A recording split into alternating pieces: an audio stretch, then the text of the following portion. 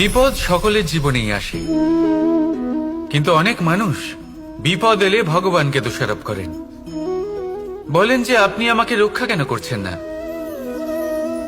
আপনার প্রতি আমার মনে অপার ভক্তি, সর্বদা আপনার জপ করি, তাও আপনি না আমাকে এই বিপদ মুক্ত হওয়ার কোনো পথ দেখাচ্ছেন, না এই বিপদ থেকে আমাকে বের করছেন। এবার এটা হলো আপনার ভাবনা, আপনার দৃষ্টিভঙ্গি। এবার আমি বলি সত্যিটা আসলে কি। সত্যি হলো এটাই যে ঈশ্বর সবসময় আপনার সাথেই আছেন, থাকবেন।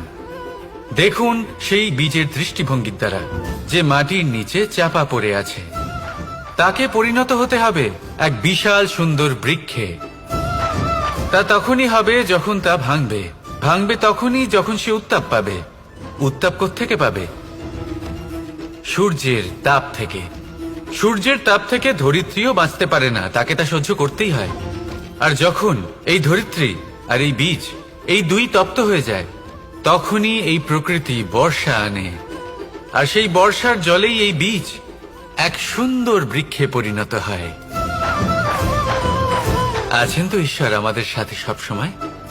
সেইভাবেই আপনার জীবনে যদি কোনো বিপদ আসে, কোনো সংকট আসে, তার মানে এটা নয় যে আপনারই কোনো পাপের শাস্তি আপনি পাচ্ছেন। হয়তো ভবিষ্যতে আপনাকে একটা সুদৃঢ় কাঠামো হতে হবে, তার প্রয়োজন আছে। তাই এটা হলো তার ভিত। যতটা শিখবেন, যতটা শক্তিশালী হবেন, ততটাই দৃঢ় কাঠামো হবেন। নিশ্চয়ই দেখেছেন, অলংকার বানাবার পূর্বে সোনাকেও অনেক রকম পরীক্ষা দিতে হয়, আগুনে তপ্ত হতে হয়। সেইভাবেই যদি আপনি কখনো শূরবীর হতে চান, তাহলে লাক্ষাগৃহের